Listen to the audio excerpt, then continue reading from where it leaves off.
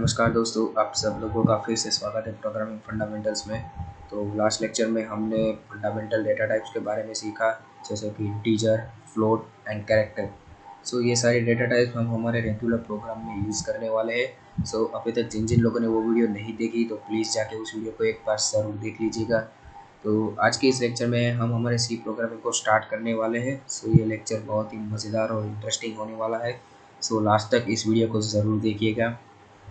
आज हम सीखने वाले हैं सिंपल इनपुट आउटपुट इन सी।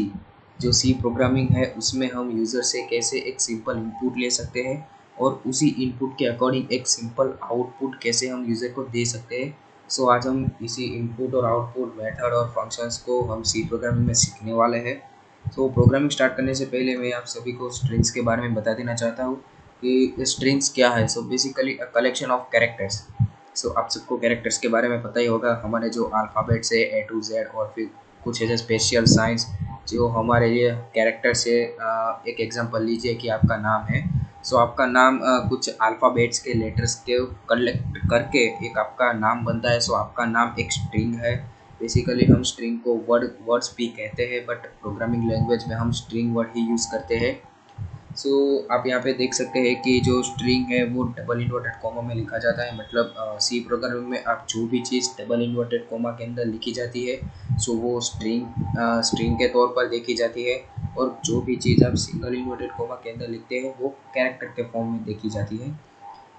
जैसे कि हमने बात की थी, कंप्यूटर हमारी नॉर्मल लैंग्वेज नहीं समझ पाता, उसे प्रोग्रामिंग लैंग्वेज में ही समझ आता है।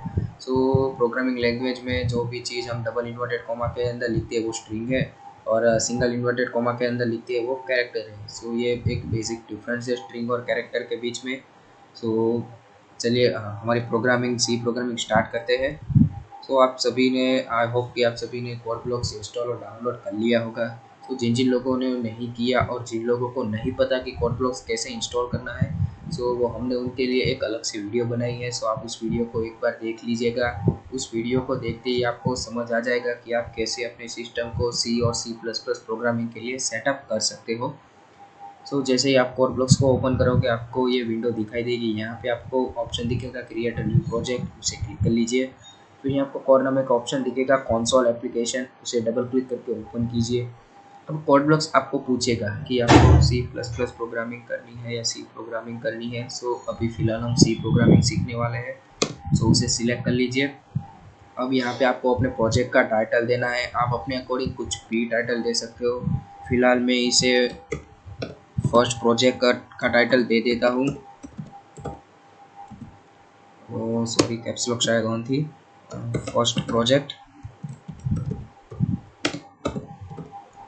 ओके, आप अपने अकॉर्डिंग कुछ भी नाम दे सकते हो। फिर यहाँ पे आप अपने प्रोजेक्ट का पाथ भी सेट कर सकते हो। फिलहाल मैंने इसे डेस्कटॉप पे सेट किया हुआ है। आप चाहे तो आपके पीसी में किसी भी जगह आप इसे सेव कर सकते हो, तो इसमें कोई दिक्कत नहीं है। फिर उसे सेट करने के बाद आपको यहाँ पे सिंपल नेक्स्ट पे क्लिक करना है। इस विंडो में आपको कुछ नहीं करना है, सिंपली फिनिश पे क्लिक कर लीजिए। अब आपका जो प्रोजेक्ट है वो क्रिएट हो चुका है। अब यहाँ पे सोर्सेज के बाजू में आपको प्लस का साइन दिखेगा, उसे क्लिक कर लीजिए। फिर आपको main.c फाइल दिखेगी, उसे डबल क्लिक करके ओपन कर लीजिए। आपके लिए कोड ब्लॉक्स ने एक सिंपल सी प्रोग्रामिंग के लिए बॉयलर प्लेट बना के दिया हुआ है। अभी बॉयलर प्लेट क्या है, अगर आपको सिंपल वर्ड्स में बता दूँ तो बॉयलर प्लेट मतलब ऐसी कुछ लाइंस जो हम हमारे हर प्रोग्राम में कॉमनली यूज़ करते हैं। उसे बार बार लिखनी ना पड़े, इसीलिए कोड ब्लॉक्स ने पहले से ही हमारे लिए ये एक सिंपल हेलो वर्ड की प्रिंट की हुई बॉयलर प्लेट हमारे लिए सेट कर दी है। अगर हम यहाँ पे स्टार्टिंग के ये दो जो हैश इंक्लूड है इसके बारे में बात करें, ये जो है stdio.h एंड stdlib.h, तो ये दोनों सी प्रोग्रामिंग की लाइब्रेरी है। हैश इंक्लूड के ज़रिए कोड ब्लॉक्स ने पहले से ही इन दो लाइब्रेरी को हमारे लिए इंपोर्ट कर लिया है। फिर अगर बात करें तो ये हमारा एक मेन फंक्शन है। अब ये फंक्शन क्या होता है इसके बारे में हम आगे डिस्कस करने वाले हैं। फिलहाल आप इतना याद रखिए कि ये हमारा मेन फंक्शन है। हमारा जो भी कोड होने वाला है वो हम इसी के अंदर लिखने वाले हैं। और फिलहाल कोड ब्लॉक्स ने हमारे लिए हेलो वर्ड प्रिंट करके रखा हुआ है। तो आप देख सकते हो कि हमें अगर कोई भी सेंटेंस या कोई भी वर्ड प्रिंट करना है, एक बेसिक आपकी सिंटेक्स रहेगी। सबसे पहले प्रिंटफ कीवर्ड का यूज़ कीजिए। फिर राउंड ब्रैकेट, फिर अगर आप कैरेक्टर प्रिंट करना चाहते हो तो सिंगल इन्वर्टेड कॉमा, और कोई वर्ड या स्ट्रिंग या कोई सेंटेंस प्रिंट करना चाहते हो तो डबल इन्वर्टेड कॉमा। सो उसके अंदर आपको जो भी प्रिंट कराना है वो लिख दीजिए, और इट लास्ट में आपको सेमी कोलन करना है। ये बात आप याद रखिएगा कि जब भी आप सी प्रोग्रामिंग में वर्क कर रहे हो, तो जब भी आप अपने कोड की लाइन को एंड करते हो, आपको हर एक लाइन के एंड में सेमी कोलन लगाना होता है, वरना कंपाइलर इसे एरर समझता है। फिर आपको जहाँ पे सेमी कोलन मिसिंग होगा वहाँ आपको सेमी कोलन फिर से लगाना है और फिर से आपका कोड रन करना होगा। सो आप आदत डाल लीजिए कि आप हर एक लाइन के एंड में सेमी कोलन कभी ना भूलें। सो ये एक जो हेलो वर्ल्ड प्रिंट करने वाला कोड है, ये एक बॉयलर प्लेट है सी की, जो कोड ब्लॉक्स ने पहले से ही हमारे लिए सेट करके रखी हुई है। तो फिलहाल इसे रन करते हैं, देखते हैं कि हमारा जो हेलो वर्ल्ड है वो प्रिंट होता है या नहीं। सो सबसे पहले हमें इस कोड को बिल्ड करना होगा। सो बिल्ड मतलब आप समझ लीजिए कि एक तरीके का सेव करना होगा। तो सबसे पहले बिल्ड करते हैं। जब ये बिल्ड हो जाएगा तब उसके बाजू में आपको बटन दिखेगा रन बटन, उसे क्लिक कर लीजिए। तो यहाँ पे आप देख सकते हो कि आपका आउटपुट प्रिंट हो चुका है, हेलो वर्ल्ड। तो ये एक सिंपल ही कोड था जो आपके लिए एक सेंटेंस हेलो वर्ल्ड प्रिंट करता है। अगर आपको कुछ और प्रिंट कराना है तो आप इसे चेंज करके सेमी डबल इन्वर्टेड कॉमा के अंदर आप कुछ भी लिख सकते हो, जैसे कि वेलकम टू कोडिंग जंगल। सो अभी हमें इसे बिल्ड करना है, फिर रन करना है। सो कोड ब्लॉक्स ने हमारे लिए ये काम आसान कर दिया है। यहाँ पे बिल्ड एंड रन का ऑप्शन आपको दिखेगा, इस बटन को क्लिक करते ही आपका कोड बिल्ड हो जाएगा और उसके बाद अपने आप रन हो जाएगा। सो दोनों काम एक ही बटन से आपका हो जाएगा। सो बिल्ड एंड रन कर दीजिए। तो अभी आपका आउटपुट दिखेगा, यहाँ पे हमें एक एरर दिखा रहा है, ओके ओके ओके। सो यहाँ पे हमने प्रिंट लिख दिया है, जो कि हमें लिखना है प्रिंट एफ। सो ये एक नॉर्मल एरर थी। सो अभी फिर से बिल्ड एंड रन करते हैं। सो देख लीजिए कि आपको यहाँ पे अपना आउटपुट मिल गया है, वेलकम टू कोडिंग जंगल। तो ये एक सिंपली प्रिंट एफ स्टेटमेंट था कि कैसे आप कोड ब्लॉक्स में या सी प्रोग्रामिंग में कोई सेंटेंस या कोई स्ट्रिंग कैसे प्रिंट करा सकते हो। अभी बात करते हैं कि यूज़र इनपुट कैसे लेना है।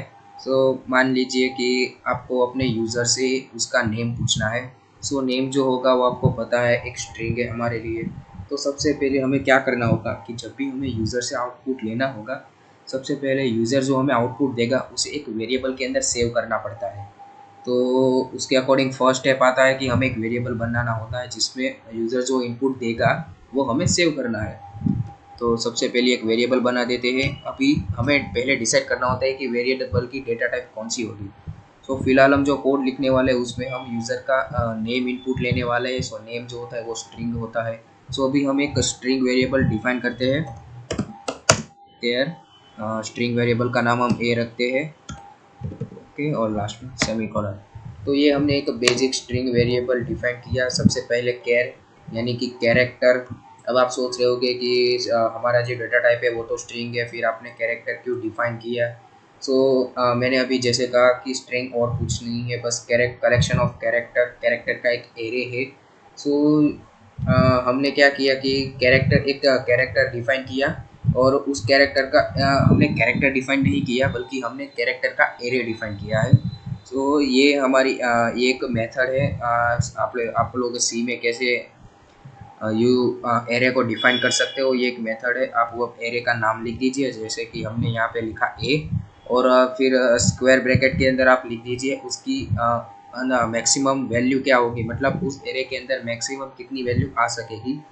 सो यहाँ पे जो हमारा एरे है वो नेम का एरे होने वाला है, और आप जानते हो कि नेम है वो 10 कैरेक्टर से 10 कैरेक्टर भी ज़्यादा है।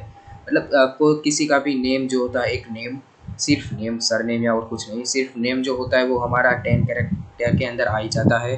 फिर भी आप यहाँ पे 1000 भी रख सकते हो, आप चाहे तो 100 भी रख सकते हो, ये आपके अकॉर्डिंग है, आप कुछ भी रख सकते हो। बट अभी हम सिर्फ नेम इनपुट लेने वाले हैं, सो मैंने ये भी मैक्सिमम लिमिट 10 सेट की हुई है।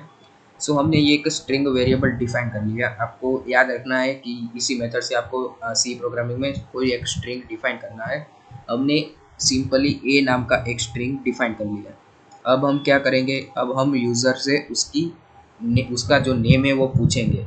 सो उसके लिए हमें यूज़र को डिस्प्ले करना होगा, यूज़र को दिखाना होगा कि भाई मुझे तेरा नेम चाहिए। सो डिस्प्ले करने के लिए आपको पता ही है प्रिंट एफ कमांड।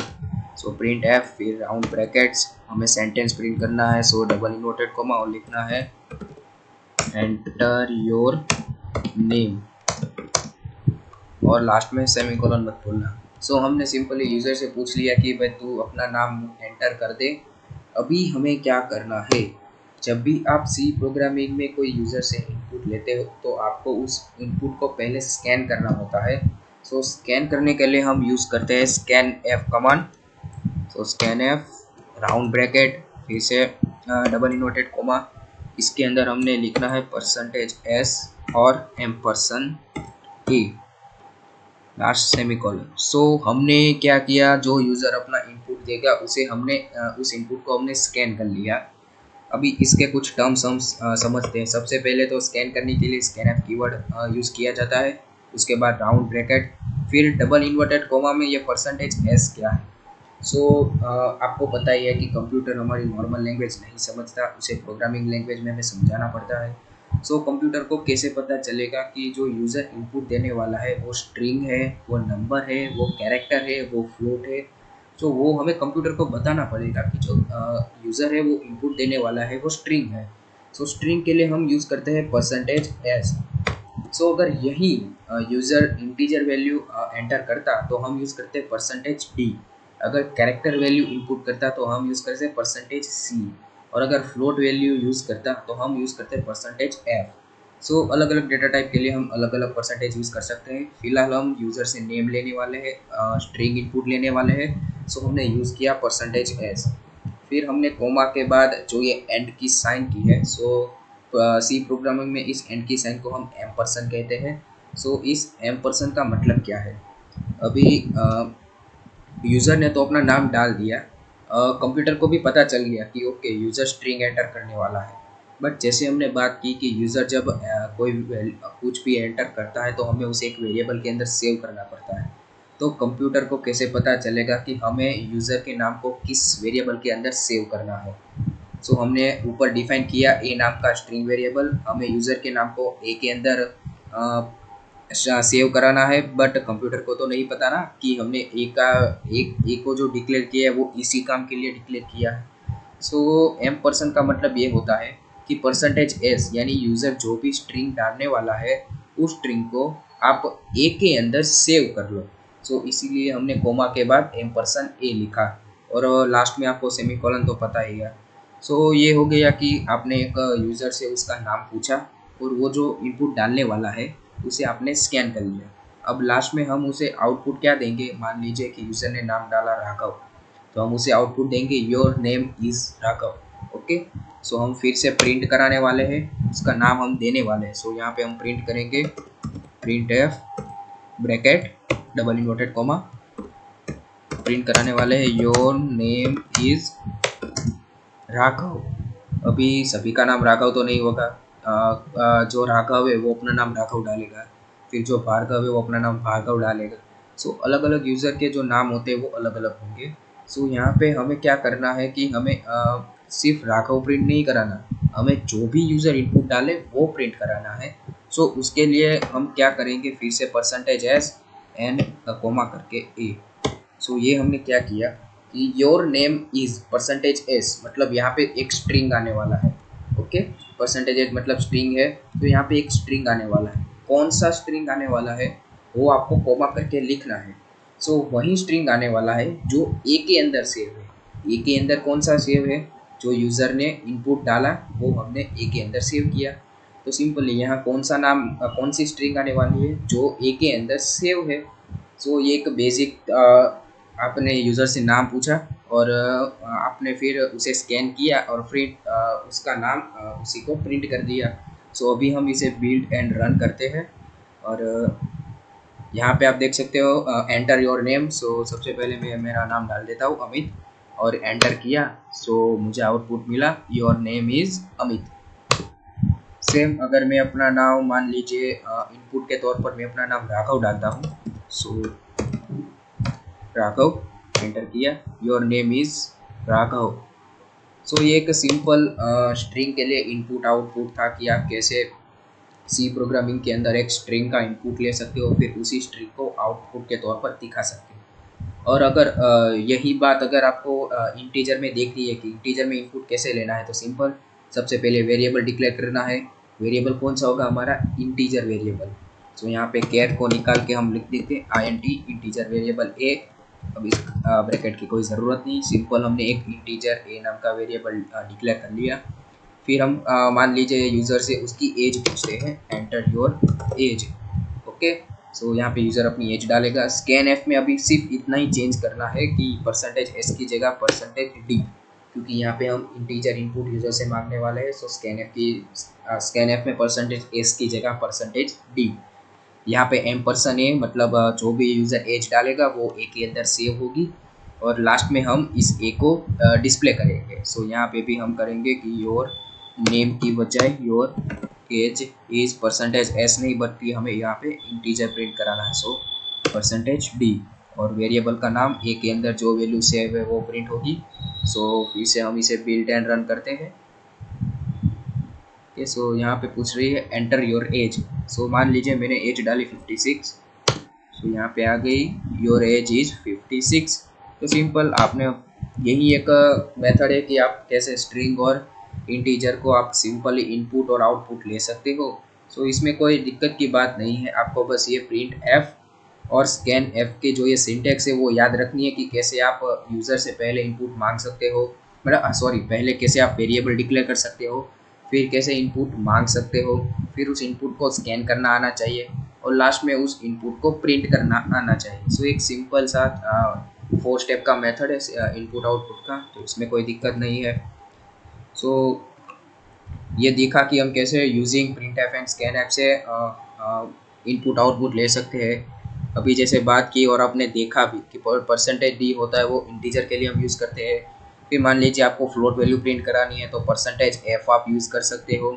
स्ट्रिंग के लिए आप %s कर सकते हो, वो तो हमने देखा। फिर कैरेक्टर के लिए आप %c यूज़ कर सकते हो, और लॉन्ग के लिए %l यूज़ कर सकते हो। अभी लॉन्ग आपके लिए नया होगा। सो मैं बेसिक बता दूं तो लॉन्ग एक इंटीजर डेटा टाइप ही है। इंटीजर में जैसे हम नॉर्मल नंबर्स को इंक्लूड करते हैं, वैसे ही लॉन्ग में हम नॉर्मल नंबर्स को ही इंक्लूड करते हैं। बट इंटीजर और लॉन्ग में डिफरेंस क्या है कि लॉन्ग की जो रेंज है वो इंटीजर से ज़्यादा है। जैसा हमने पहले बात की थी कि फ्लोट और डबल में डबल की रेंज ज़्यादा है, वैसे ही इंटीजर और लॉन्ग में लॉन्ग की रेंज ज़्यादा है। मतलब आपके पास जब कोई बड़ा नंबर हो तो आप लॉन्ग डेटा टाइप का यूज़ कर सकते हो। सो उसमें कोई दिक्कत की बात नहीं है। अभी आगे बात करें तो input output with puts and gets. So ये पुट्स एंड गेट्स मेथड क्या है? सो अभी आपने print F and scan F तो सीखा। सो उसी का नया आप कह सकते हो दूसरा वर्जन है puts and gets. But puts and gets आप कब यूज़ करते हो? जब आप स्ट्रिंग के साथ डील कर रहे हो। मान लीजिए आप यहाँ पे देख ही सकते हो कि पुट्स का मतलब पुट स्ट्रिंग, पुट मतलब रखना। आप स्ट्रिंग को रख रहे हो, कहाँ रख रहे हो? डिस्प्ले पे रख रहे हो, यूज़र उसे देख सके।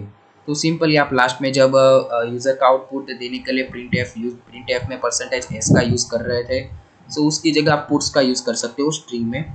और गेट्स का क्या है? गेट स्ट्रिंग मतलब स्ट्रिंग लेनी है किससे? यूज़र से। तो जब आप यूज़र से स्ट्रिंग लेते हो, मतलब जब हम यूज़र से स्ट्रिंग लेते हैं और उसके बाद जब हम स्कैन करते हैं, सो स्कैन की जगह आप स्ट्रिंग में जब डील कर रहे होते हो तो आप गेट्स का इस्तेमाल कर सकते हो। चलिए एक एग्जांपल के थ्रू समझते हैं। वही एग्जांपल लेते हैं नेम वाला। सो सबसे पहले 4 स्टेप क्या थे? सबसे पहले वेरिएबल डिक्लेयर करना है। सो हमने वेरिएबल ए डिक्लेयर कर लिया, मैक्सिमम 10 कैरेक्टर्स, नेम ही लेना है इसीलिए। फिर हमने यूज़र से पूछ लिया कि व्हाट इज़ योर नेम। अभी हमें क्या करना है? यहाँ पे हम स्कैन एफ का यूज़ कर रहे हैं। अभी स्कैन क्या करता है कि यूज़र से जो इनपुट मिला उसे स्कैन करता है। तो स्कैन एफ की जगह हम यूज़ कर सकते हैं गेट्स, मतलब यूज़र से जो इनपुट मिला है, यूज़र से हमें जो इनपुट गेट हुआ है उसे हमें लेना है। सो गेट्स का इस्तेमाल कर सकते हैं। तो यहाँ पे हम सिंपली लिख सकते हैं गेट्स, और यहाँ पे राउंड ब्रैकेट में आपको कुछ %s कुछ लिखना नहीं है, बस आपको वेरिएबल का नाम लिखना है कि आपको वो वैल्यू कहाँ सेव करनी है। तो सिंपली हमने गेट्स और फिर राउंड ब्रैकेट में हमने वेरिएबल का नाम जो हमारे स्ट्रिंग वेरिएबल है ए, सो उसका नाम ए लिख दिया। सो अभी कंप्यूटर को पता चल गया कि यूज़र जो इनपुट डालने वाला है उसे मुझे ए के अंदर सेव करना है। ओके, सो लास्ट में है हमें उसे प्रिंट कराना है। सो यहाँ पे होगी your name is percentage D को निकाल देते हैं और यहाँ से ए को भी निकाल देते हैं। अभी हम यहाँ पे पुट्स का इस्तेमाल करने वाला है। सो नाम आप नाम से याद रखिए, गेट्स मतलब गेट यूज़र से लेना है। सो जब हम स्कैन का यूज़ करते हैं उसकी जगह हम गेट्स यूज़ करेंगे।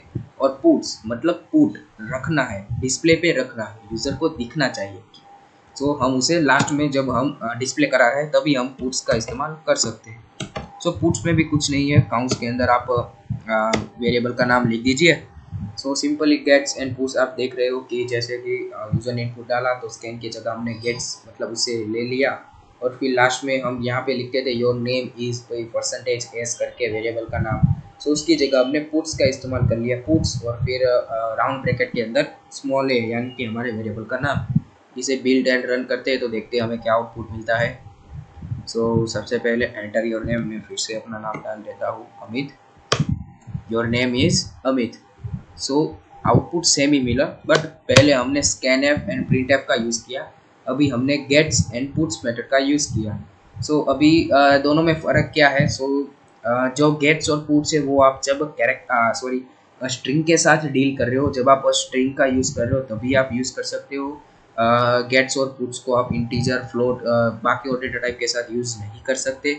और आप सोच रहे होगे तो फिर अभी स्ट्रिंग में हम स्कैनएफ का यूज़ करें या फिर गेट्स और पुट्स का यूज़ करें? सो जो गेट्स और पुट्स है उसकी जो है वो स्कैनएफ से ज़्यादा फास्टर है।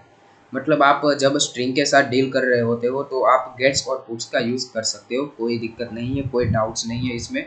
सो आप जो भी चाहे आप स्कैनएफ, चाहे आपको जो इजी लगे, आपको जो अंडरस्टैंड लगे, आप जिसके साथ कंफर्टेबल फील करते हो आप वो यूज़ करो। आप चाहे तो स्कैनएफ भी यूज़ कर सकते हो और आप चाहे तो गेट्स और पुट्स को भी यूज़ कर सकते हो। तो वो आपके चॉइस के ऊपर है कि आप कौन सा यूज़ करते हो। और लास्ट में हम देखेंगे एटो एंड एटॉफ। तो ये एटो एंड एटॉफ क्या है? नाम के ऊपर मत जाइए, ये नाम से बहुत ही डिफ़िकल्ट लगेगा, कुछ नहीं है।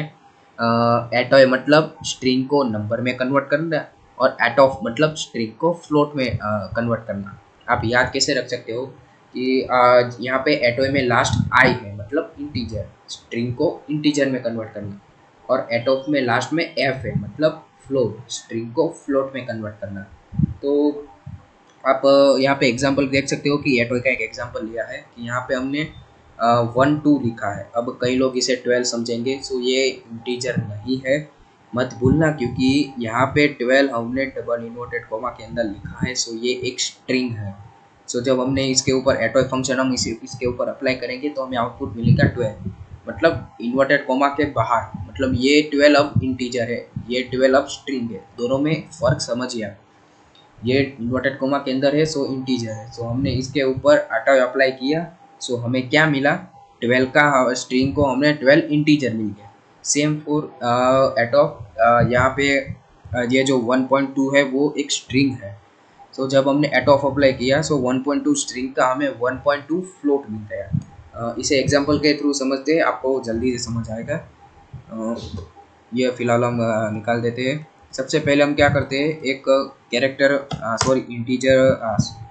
स्ट्रिंग वेरिएबल ही रखते हैं, ए ही रखते हैं। ओके, सो ये हमने पहले से इसको दे दिया नाम कि हमने अभी एग्जांपल लिया 12 वाला, सो समझा।